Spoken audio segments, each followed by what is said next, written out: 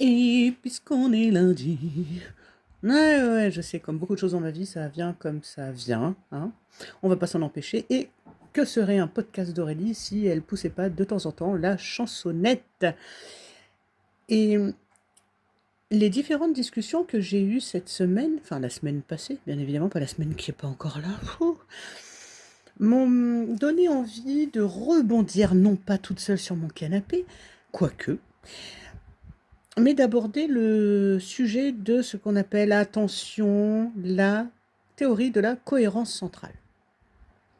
Si je devais résumer ça, parce que j'ai pas envie d'y passer des heures non plus, et puis il y a peut-être des gens qui connaissent déjà, la théorie de la cohérence centrale, il me semble que c'est Uta Frit qui avait mis à jour cette théorie.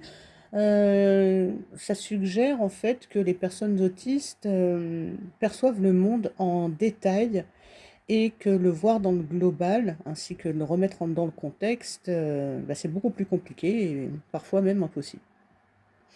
C'est une théorie avec laquelle tout le monde n'est pas d'accord.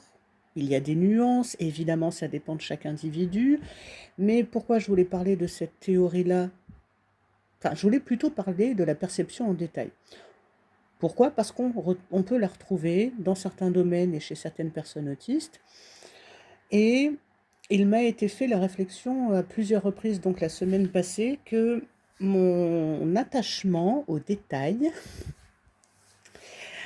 probablement donc lié à ma forme d'autisme, pouvait contribuer à des difficultés de communication et de compréhension mutuelle lors d'un échange avec au moins une personne. Oui, parce que quand je parle à moi toute seule, ça fonctionne plutôt bien.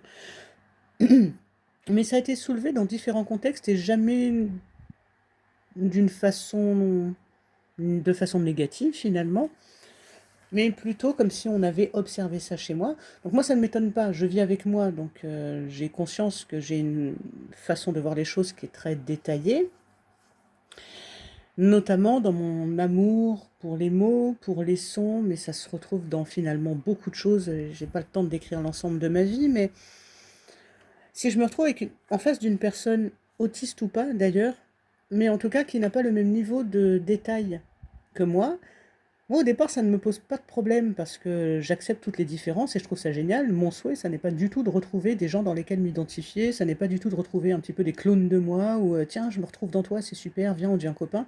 Enfin, moi, je fonctionne pas comme ça. J'embrasse les différences sans difficulté.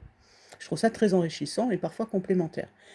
Cependant, concernant la pensée en détail, je ne m'en rends pas tout de suite compte que ça peut contribuer à poser des difficultés dans la communication.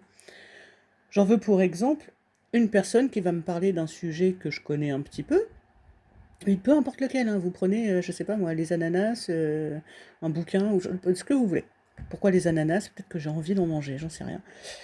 Et la personne va me donner des informations, et je vais pas tout à fait comprendre, et en fait, je vais non pas surenchérir, mais je vais répondre à ma façon. La personne va pas non plus nécessairement comprendre. Et souvent, en réalité, on parlait globalement de la même chose, mais pas avec le même niveau de détail. Et il n'y a pas un niveau qui est supérieur, inférieur dans le sens égotique du terme.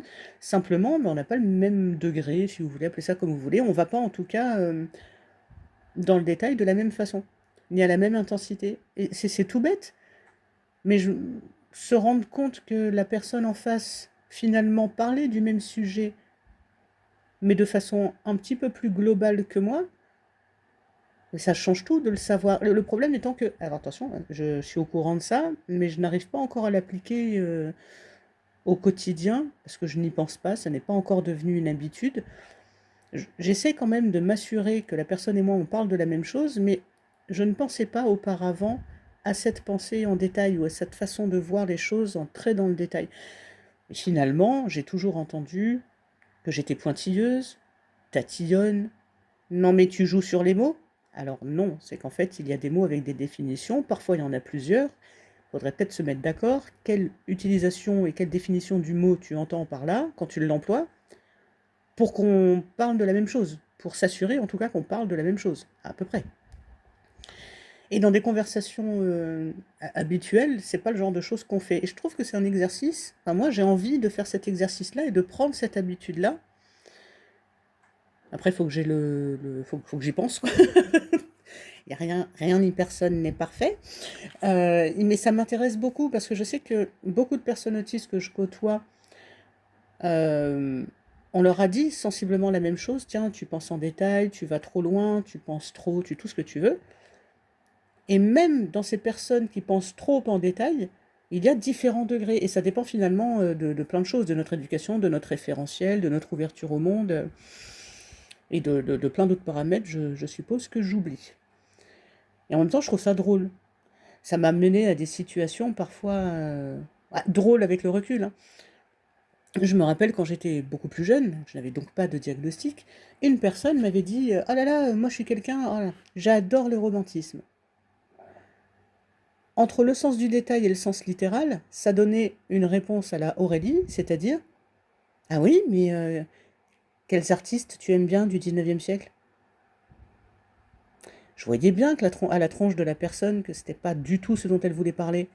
Alors que, avec le recul, j'aurais peut-être pu demander ah, qu'entends-tu par romantisme, tu vois, plutôt que de mettre les pieds dans le plat.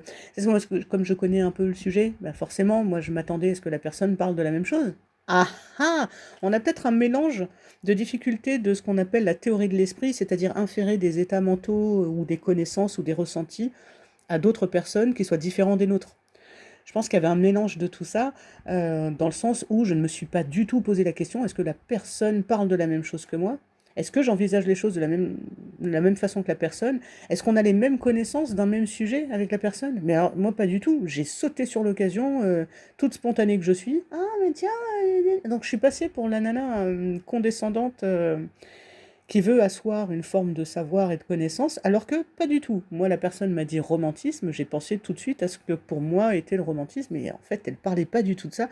Elle parlait de ce qu'on appelle vulgairement des actes dits romantiques tirés de la télé, hein, pour la plupart, offrir des fleurs et aller au resto. Et effectivement, on était à des années-lumière de se comprendre. Et je ne sais plus comment je me suis dépatouillée de cette histoire-là, mais avec le recul, je trouve ça drôle. Sur le moment, bah, je me dis, j'étais pas très douée, quoi. Bon, en même temps, la personne en face non plus.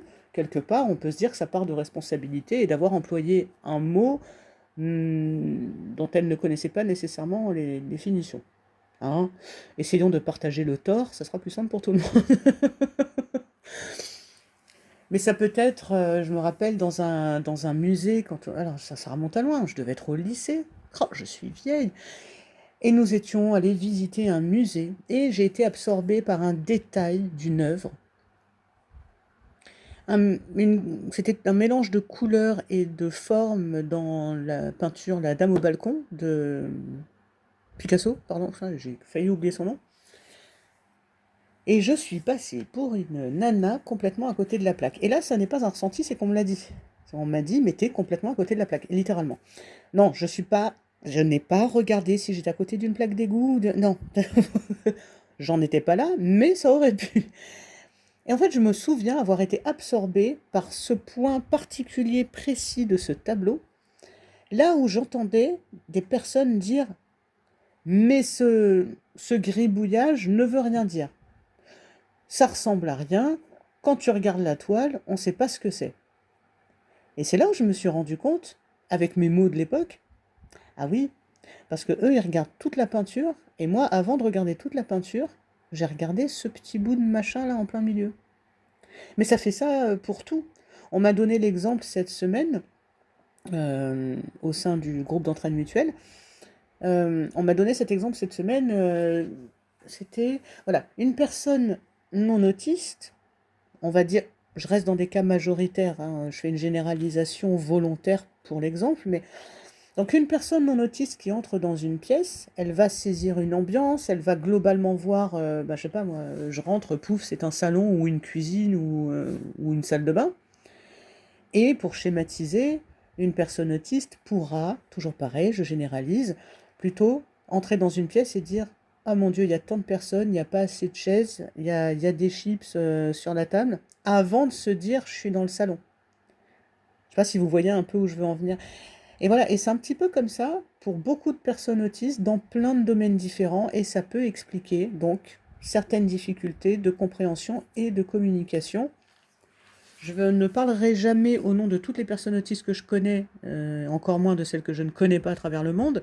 En tout cas, pour ma part, je vous prie d'une part d'accepter mes éventuelles maladresses sociales si si elles arrivaient, hein, si toutefois elles arrivaient. Merci de bien vouloir faire preuve de compréhension et qu'on rigole de la situation, c'est bien plus sympa. Et en même temps, de votre côté, essayez d'être, je sais pas moi, de comprendre un peu mieux comment on fonctionne pour que ça se passe un petit peu mieux aussi. Hein, si on faisait des efforts chacun de notre côté, peut-être que des fois ça irait vachement mieux. Je sais pas ce que vous en pensez. Toujours pareil, hein, vous me laissez un petit commentaire si vous avez une anecdote sur votre vision en détail qui a pu causer des difficultés de communication, des trucs un peu drôles tant qu'à faire. Et puis si c'est pas drôle, c'est pas grave, partagez quand même, ça me fait plaisir d'apprendre à vous connaître. Oh, ce podcast c'était beaucoup trop long. C'est pas grave, passez-le en x2, x12, x42 si vous voulez, mais après j'arrête de parler avec une voix comme ça. Je rigole toute seule face à mon téléphone, c'est magnifique. En vous remerciant grandement pour votre écoute et votre attention, et à bientôt.